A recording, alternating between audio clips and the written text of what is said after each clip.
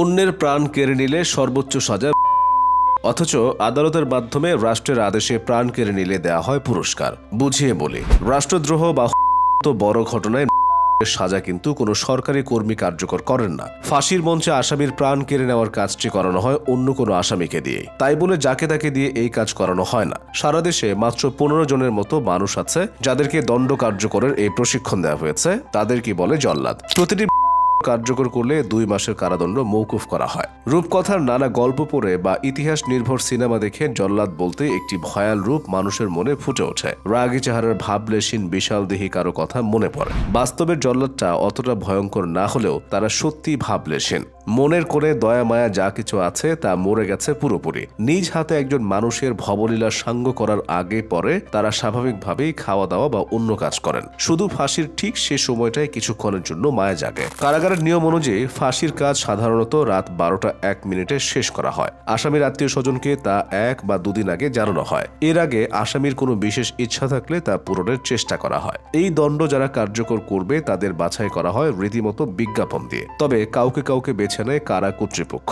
এরপর চলে তাদের প্রশিক্ষণ।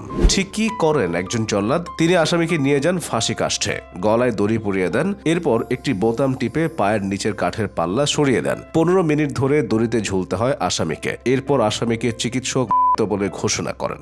ডাক্তার ঘাড়ের পেছনে চামড়া মূল স্নায়ুটি বিচ্ছিন্ন করেন। নিশ্চিত করা হয় দেহে আর প্রাণ নেই। শুরুর দিকে এই কাজ করতে খারাপ লাগতো, পরে সয়ে যায়, কিছুই মনে হয় না। এই জল্লাদি করেই খুব নাম কামিয়েছেন শাহজাহান ভূঁইয়া। 1টি 2টি নয়, 60টি ফাঁসি কার্যকর করেছেন তিনি। 44 বছর সাজা খেটে তিনি চলতি বছরের মাঝামাঝিতে বের হয়েছেন। প্রতিটির জন্য 2 মাস হিসেবে তার সাজা কমেছে 120 মাস বা 10 বছরের। মামলায় যাবজ্জীবন সাজা পাওয়া শাহজাহান জল্লাদের ভূমিকায় ছিলেন সেই 2001 সাল থেকে। দেশের বিভিন্ন জেলায় গিয়ে গিয়ে কাজ করতে হয়েছে তাকে।